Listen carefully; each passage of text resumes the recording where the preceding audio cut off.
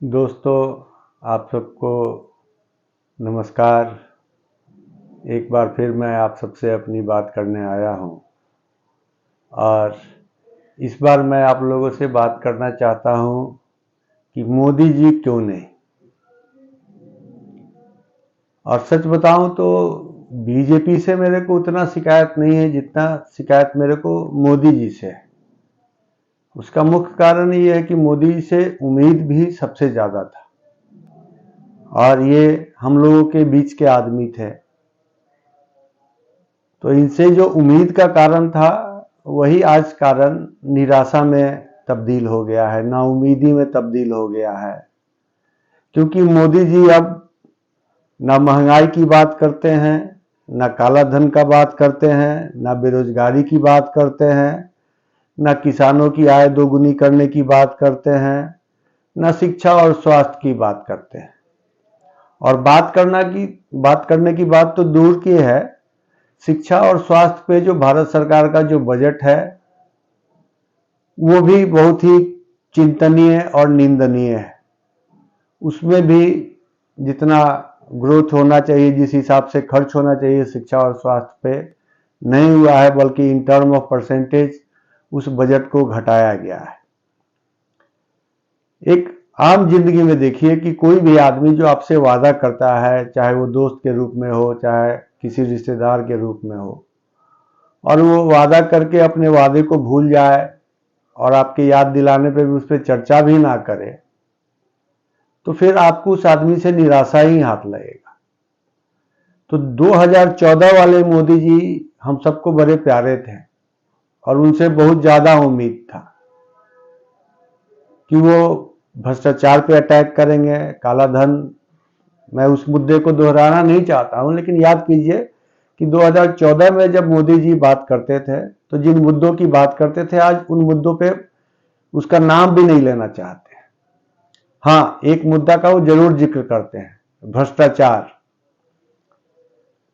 वो 2014 में भी भ्रष्टाचार की बात करते थे और आज भी भ्रष्टाचार की बात करते हैं।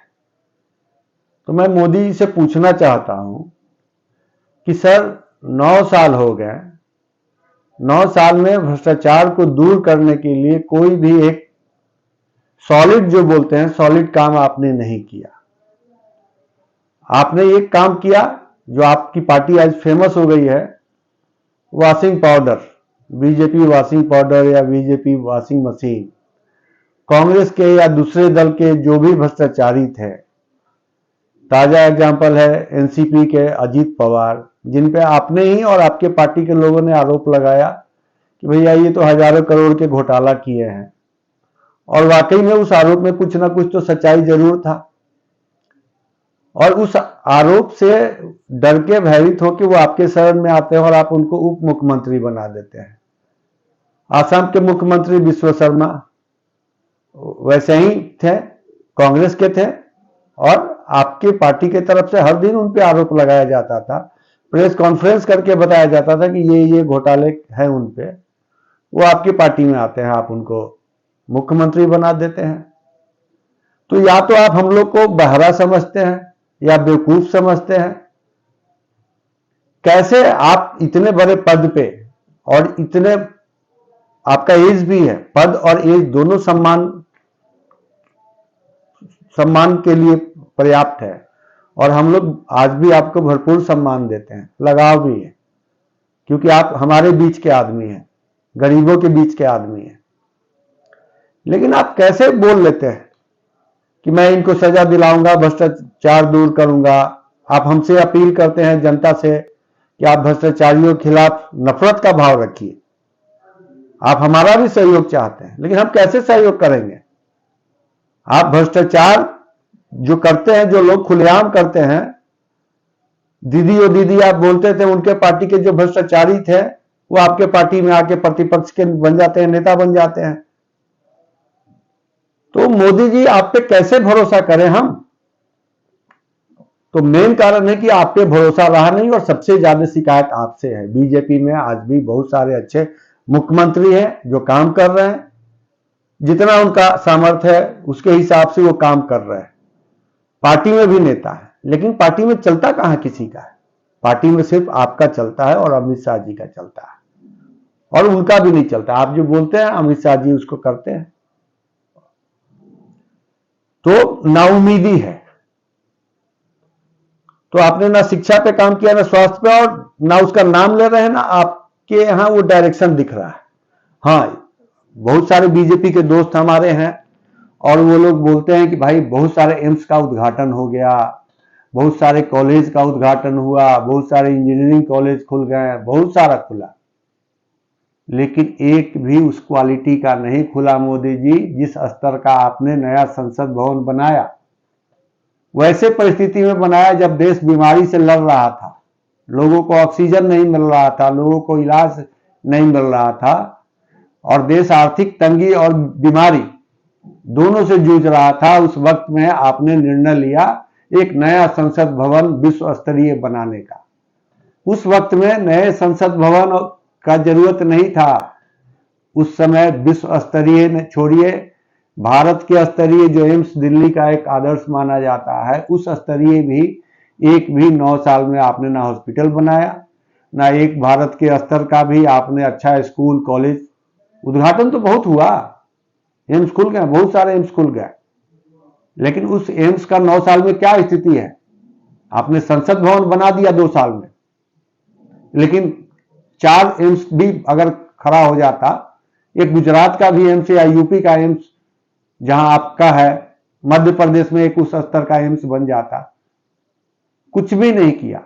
तो सिर्फ गिनने को है कि इतना एम्स बन गया जी, उद्घाटन हो गया, ये हो गया, वो हो गया। वास्तविकता में जीरो है मोदी जी। तो जो जनता को शिक्षा चाहिए, सरकारी शिक्षा भी महंगा हो गया। जो आप सोचिए ना कि विश्व में 100 यूनिवर्सिटी में भी इंडिया के किसी एक यूनिवर्सिटी का स्थान नहीं है। तो आपने शिक्षा का ख्वाब नहीं देखा, आपने स्वास्थ्य का ख्वाब नहीं देखा कि अपने गरीब भाइयों का इलाज कैसे हो, उन बच्चों को एजुकेशन कैसे मिले, उसके लिए आपने कोई ख्वाब नहीं देखा। ना कोई रोड मैप है, ना कोई डायरेक्शन दिख रहा है। 9 साल बीतने के बाद भी आप उलझे हुए हैं कि एनसीईआरटी के किताब से इंडिया नहीं बोल के भारत बोल दो। भाई, अरे आप अपनी मां को किसी भी नाम से बुलाइए, इंडिया बोलिए, भारत बोलिए, हिंदुस्तान बोलिए, भारतवर्ष बोलिए, आर्यावर्त बोलिए, उससे कोई फर्क नहीं पड़ता है। लेकिन आप वैसे चीजों में, क्योंकि डिस्ट्रैक्ट करना है आपको मेन समस्या से, क्योंकि उस पर काम किया नहीं आपने, तो लोगों का ध्यान भटकाना है, जज्बाती मुद्दा भड़काना है कि पाकिस्तान। अरे पाकिस्तान कब आगे था हिंदुस्तान से? पाकिस्तान तो हमेशा पीछे रहा। तो पाकिस्तान को देख लो जी, उसको देख लो। क्यों देखें मोदी जी, हम लोग तो आपको देख रहे हैं। हंगर इंडेक्स में भी हमारा देश पीछे चला गया हर पैमाने पे। और आप कहते हैं कि G20, सर आपने G20 करके उस पर अरबों रुपया फूंक दिया, उसके ब्रांडिंग पे फूंक दिया। हमारे देश का वो औकात नहीं है सर कि किसी के ब्रांडिंग पे हम पैसा खर्च करें, क्योंकि स्कूल और शिक्षा की स्थिति आज भी बहुत दयनीय है। वो सारे पैसे जो अतिरिक्त खर्चा किया आपने सरकार के ब्रांडिंग पे, पार्टी के खुद के ब्रांडिंग पे, और आपका मतलब क्या है? आपका मतलब बीजेपी है। आप देश के प्रधानमंत्री जरूर हैं, लेकिन 24x7 मेरा जो समझ है, हम गलत हो सकते हैं, लेकिन आप बीजेपी के लिए काम करते हैं, पार्टी के प्रचार के लिए काम करते हैं। तो सरकार का पैसा पार्टी के प्रचार में खर्च हो रहा है। आपने हर जिला में एक अच्छे क्वालिटी का पार्टी का कार्यालय बना लिया। आज पार्टी आपकी सबसे रईस पार्टी हो गई, और आप बेईमानी करने का भी कानून बना के बेईमानी करते हैं।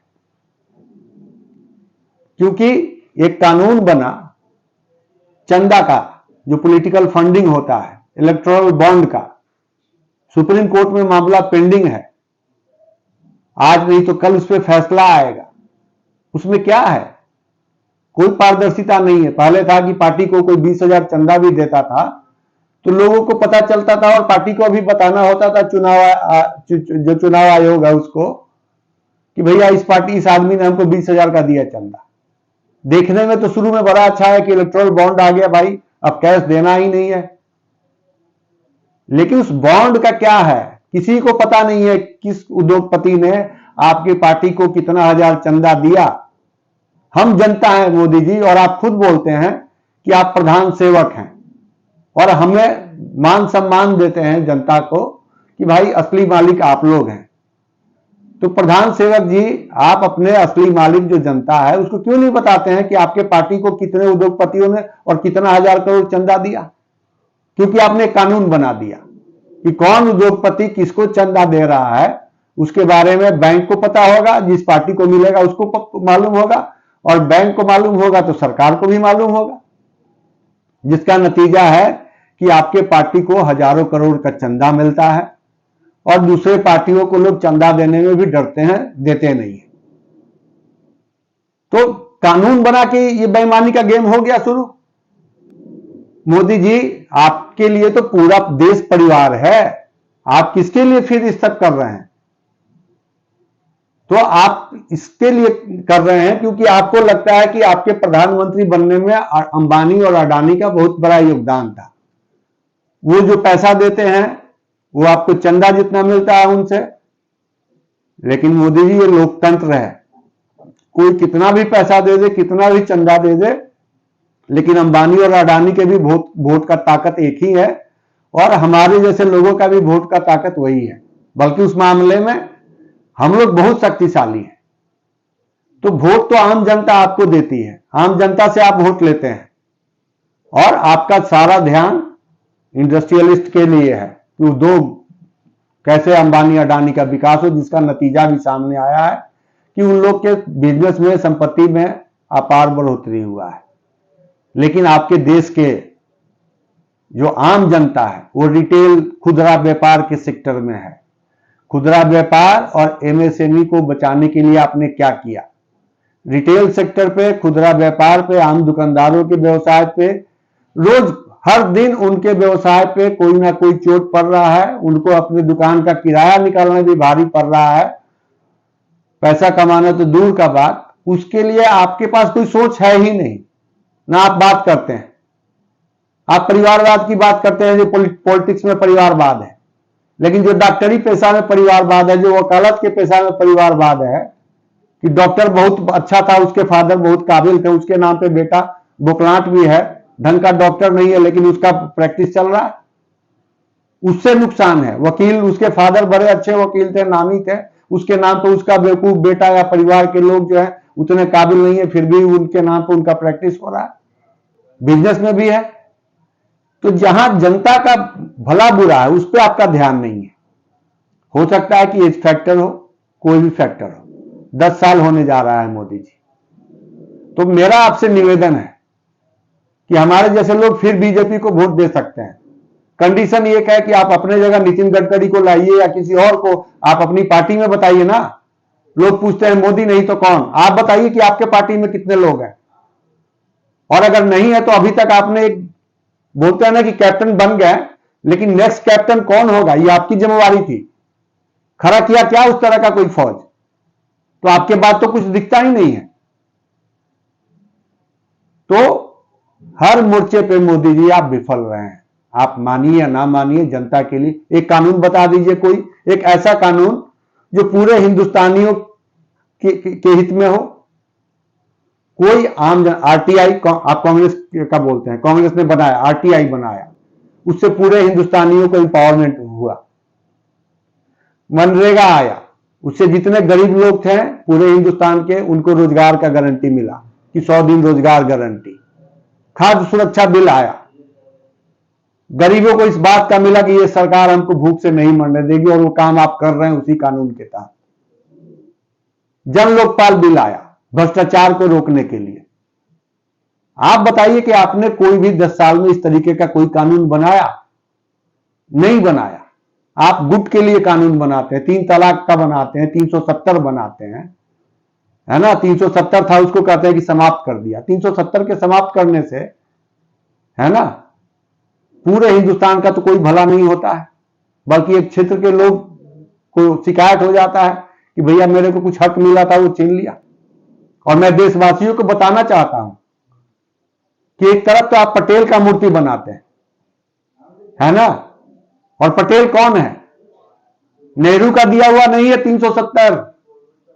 आप लोग जान जाइए, 370 जो था कश्मीर में जो लगा, उसमें पटेल का बहुत बड़ा हाथ था, उनका डिसीजन था। उस डिसीजन को नेहरू जी ने एक्सेप्ट किया। उस टाइम का कैबिनेट ऐसा नहीं होता था कि जो मोदी जी बोलेंगे वही सारे लोग मानेंगे। नेहरू में एटलीस्ट कम से कम ये था उनके कैबिनेट में कि जो दूसरे मंत्री भी बोलते थे उनकी बात सुनी जाती थी। तो 370 का जो आरोप लगाते हैं वो पटेल का कॉन्सेप्ट था। तो पटेल की आप मूर्ति लगाते हैं, उससे क्या फायदा हुआ भाई? उस मूर्ति से आप ही बताइए, हम आपसे ये जानना चाहते हैं। और जो बीजेपी के जो लोग हैं बोलते हैं कि बीजेपी और मोदी से बेहतर कोई नहीं, मैं उनसे पूछना चाहता हूं कि लगभग 20-22 साल हो गया मोदी जी, 13 साल के आसपास आप गुजरात के एज ए सीएम थे और 9 साल हो गया आप एज ए पीएम। गुजरात में मेट्रो कितने दिन के बाद आया मोदी जी? गुजरात में मेट्रो शायद 12-13 साल या 15 साल के बाद वहां मेट्रो आया है, बहुत देर से आया। और जो लोग अखिलेश यादव को बोलते हैं, अखिलेश यादव हिंदुस्तान के पहले सीएम हैं जो अपने पहले कार्यकाल में ही मेट्रो का शुभारंभ करते हैं और मेट्रो दौड़ा के दिखा देते हैं। और विकास पुरुष आप बने हुए हैं। अखिलेश बदनाम है कि अखिलेश ने कुछ नहीं किया। अखिलेश ने अपने पहले 5 साल के काम में जितना विकास का काम किया, आप तुलना कर लीजिए कि आपने अपने पहले 5 साल, 10 साल, 8 साल में कितना गुजरात में काम किया और अखिलेश के 5 साल का तुलना कर लीजिए। और तो आप ईमानदार आदमी हैं, आपके लिए तो कोई परिवार है नहीं। तो आप ही बताइए कि अखिलेश बेहतर है या नहीं है।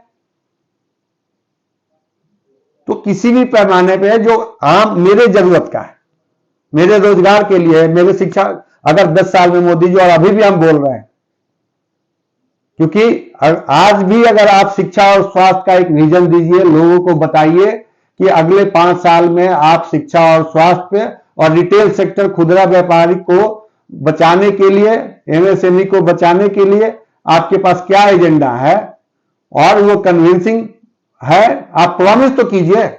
आपके वादे पे हमको ज्यादा यकीन होगा क्योंकि आप उस पद पे हैं और लोग बोलते हैं कि आपके जीतने का संभावना भी ज्यादा है।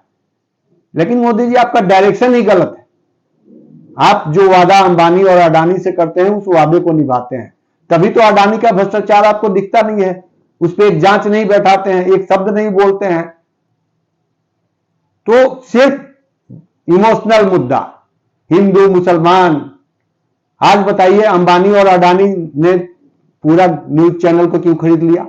मैक्सिमम न्यूज चैनल के उसके मालिक हैं वो। तो एक आदमी सब जगह। और हमको तो ये लगता है कि भाई असली तो अंबानी और अडानी जी हैं और उनका पूरा, अमेरिका में सुनते हैं कि लॉबी काम करती है। हमें शक होता है कि हमारे देश में भी वही लॉबी काम कर रही है क्या? इंडस्ट्रियलिस्ट लॉबी है जो आपको सामने लेके आई, क्योंकि आप उनके लिए काम कर रहे हैं, आम जन के लिए कोई काम नहीं हुआ है। दूसरा, एक और समस्या है, देश का सबसे बड़ा समस्या है जनसंख्या। 10 साल होने को जा रहा है, हमें तो नहीं लगता है कि जनसंख्या आपके दिमाग में भी आया होगा, और आया जरूर होगा।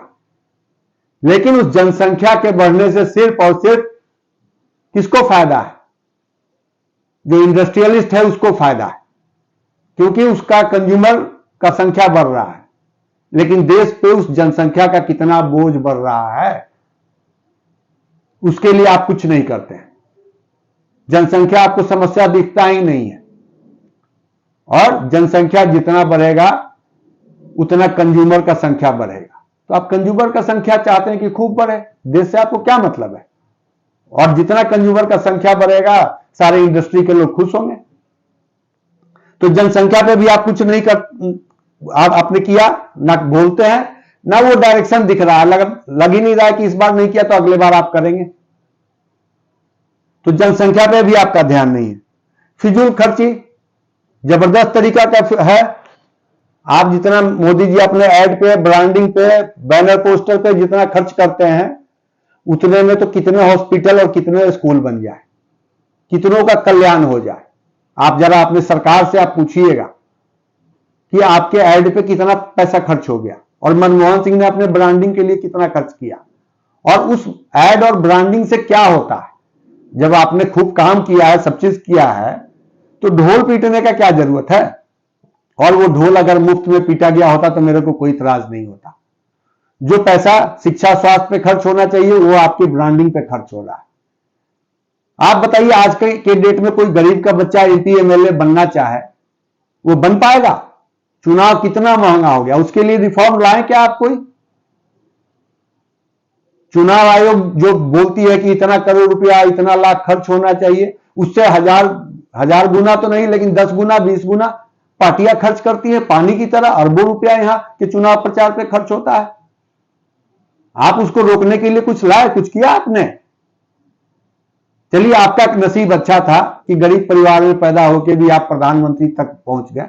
आज बताइए, आज का जो चुनावी कल्चर है उसमें कोई गरीब का बेटा कैसे आगे आएगा? तो पार्टी फंड पे रोक लगाया आपने? कोई एक रिफॉर्म किया कि जो पानी की तरह पैसा फिजूल खर्ची जो होता है चुनाव के टाइम में, कैंडिडेट तो अलग खर्च करता है, पार्टियां अलग खर्च करती हैं। ये सारी पार्टियां आरटीआई के तहत क्यों नहीं आना चाहिए? आपका तो कोई परिवार ही नहीं, फिर किसके लिए आप कर रहे हैं? कुछ अच्छा तो कर जाइए मोदी जी, उस पर भी कुछ बात नहीं। अब आप नाम परिवर्तन करते हैं। नाम परिवर्तन से क्या होता है? अगर हम अपना नाम परिवर्तन करना चाहें तो मेरे नाम परिवर्तन पे भी 2-4-5 हजार 10 हजार रुपया खर्च हो जाएगा, लेकिन मेरे परिवार, मेरे बच्चों को उससे कुछ नहीं फायदा है। तो आपके टाइम में भी जो नाम परिवर्तन हुआ है, भारत का नाम इंडिया राजपथ या कर्तव्य पथ है ना, उससे कोई फायदा नहीं होता है मोदी जी। सिर्फ देश के करोड़ों रुपए नाम बदलने में खर्च हो जाते हैं, और आप गरीबी जिए हैं, इसलिए आप सोचिए कि वो करोड़ों रुपया इंफ्रास्ट्रक्चर पे खर्च कर देते हैं। आप हेल्थ के लिए पॉलिसी लाते हैं, आयुष्मान योजना। आयुष्मान योजना क्या है? इसमें इंश्योरेंस कंपनियां मालामाल होती हैं और जो प्राइवेट सेक्टर के हॉस्पिटल हैं वो मालामाल होते हैं। आम जनता जाएगा कि हाइड्रोसील का ऑपरेशन कराने या दर्द है, डॉक्टर वहां उसका ऑपरेशन कर देगा, किडनी का ऑपरेशन कर देगा, कोई और कर देगा, क्योंकि मालूम है कि आयुष्मान योजना के तहत आया है, इससे बिल पैसा तो मिल जाएगा, पैसा दे देगी। प्रीमियम पे जितना भारत सरकार खर्च करती है आयुष्मान योजना के, वो पैसा अगर इंफ्रास्ट्रक्चर पे खर्च हुआ होता तो आज देश में हेल्थ का इंफ्रास्ट्रक्चर बेहतर होता। आप सारा वो काम करते हैं जिससे कंपनियों का फायदा हो और कंपनी पार्टी फंड में चंदा दे, और ये नियम के तहत होता है। तो कौन सा गुजरात, आज गुजरात इंडिया का नंबर 1 राज्य बना मोदी जी।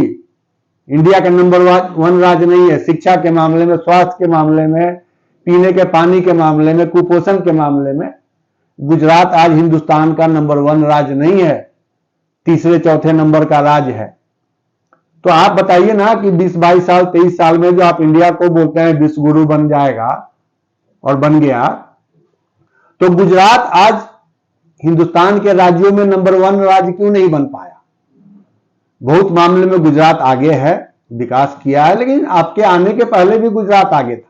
और हम ये नहीं बोलते हैं, जब भी हम आपकी आलोचना करते हैं हम स्पष्ट कर दें कि किसी की आलोचना करने का मतलब ये नहीं कि उसमें कोई गुण है ही नहीं, बहुत सारा गुण है आप में, है ना। लेकिन आपका सोच और डायरेक्शन जो है वो आम जन के हित में नहीं है, उस पर आप जरा सोचिए, है ना। और आज मैंने नोट किया है एक पॉइंट है, राम को आपने पूजनीय बनाया। राम को जितना आपने सम्मान दिया है या आपकी पार्टी ने सम्मान दिया, उतनी ना दूसरी पार्टियों ने सम्मान दिया, और शायद आपसे ज्यादा तो किसी ने राम को सम्मान नहीं दिया। लेकिन आप और आपकी पार्टी भूल जाती है कि राम पूजनीय जितने हैं उससे ज्यादा राम अनुकरणीय है। राम के रास्ते पे ना आप चले ना आपकी पार्टी चली, क्योंकि राम के रास्ते पे चलना वो राजनीति के भी आदर्श हैं। आपको बताने की जरूरत नहीं है कि राम जो राजनीति के आदर्श हैं उनका कौन सा आदर्श है, उस आदर्श पे आपकी पार्टी चल रही है क्या? राम का परिवार के प्रति कौन सा आदर्श है, उस तरह से परिवार को आप तरजीह दे रहे हैं क्या? आप बोलते हैं कि पूरा हिंदुस्तान आपका है परिवार। तो जो हिंदुस्तान में सबसे शक्तिशाली वर्ग है अंबानी और अडानी, उस पर आपका ध्यान है। लेकिन जो परिवार के सबसे कमजोर वर्ग है, जो सबसे कमजोर वर्ग है, रिटेल सेक्टर में काम करने वाले लोग, उनके लिए आप बताइए कि पिछले 9 साल में कौन सा आपने नीति बना दिया। उनका रोजगार सिमटता जा रहा है, घटता जा रहा है और धीरे धीरे उन्मूलन होने की तरफ जा रहा है। रिटेल सेक्टर में आम आदमी आने वाले समय में कोई काम कर ही नहीं पाएगा अगर आप 2024 जीत जाते हैं और आप अपनी उन्हीं नीतियों पे कायम रहते हैं। तो हम लोग कहां जाएंगे? आम आदमी के लिए जिंदगी बहुत मुश्किल होते जा रहा है मोदी जी। तो आपसे पुनः मेरा निवेदन है, आपसे कोई बैर नहीं, बल्कि आप तो हमारे बीच के आदमी हैं, गरीबों के बीच के। तो आप अपनी ऐसी नीतियां बनाइए जिससे रिटेल सेक्टर बच जाए, आम आदमी का रोजगार बचे। शिक्षा और स्वास्थ्य 2 चीज फिर मैं आखिरी विनती आपसे कर रहा हूं कि शिक्षा, स्वास्थ्य और रोजगार में भी बड़ा रोजगार दीजिए या मत दीजिए, रिटेल सेक्टर को बचाइए। इसमें भी बड़े बड़े इंडस्ट्रियलिस्ट आ रहे हैं। अभी तो वॉलमार्ट का खेल होना बाकी है। रिटेल में आपने 100% FDI कर दिया है। तो इन सारी चीजों पे आप ध्यान दें। और इसीलिए मैं बाकी लोगों से बोलता हूं कि इस बार मोदी जी नहीं, इस बार अंधों में काना राजा कांग्रेस पार्टी है और उसके साथ जो इंडिया अलायंस के लोग खड़े हैं। तो आप लोग कांग्रेस पार्टी को दीजिए। और राहुल गांधी को मैं इसलिए बोल रहा हूं, और पार्टी में अगर 4 अच्छे लोग हैं तो पार्टी अच्छी हो गई, और 4 ऐसे लोग आ गए जिनका सोच कुछ और है। आज मैं बीजेपी को नापसंद कर रहा हूं तो मोदी जी के कारण, और हमारे जैसे करोड़ों लोग हैं। और कांग्रेस को मैं पसंद कर रहा हूं तो राहुल गांधी के कारण।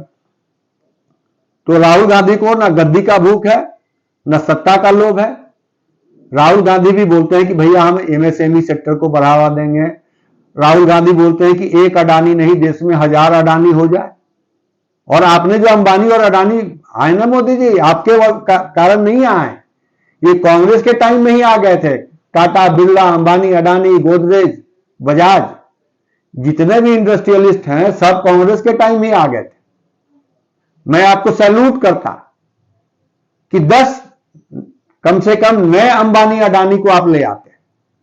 हमारे जैसे लोग, संतोष कुमार भी एक इंडस्ट्रियलिस्ट बन जाता, पप्पू नाम का व्यक्ति भी कोई इंडस्ट्रियलिस्ट बन जाता, धर्मेंद्र, जितेंद्र, हेमा मालिनी नाम की आम लड़की भी कोई इंडस्ट्रियलिस्ट बन जाती।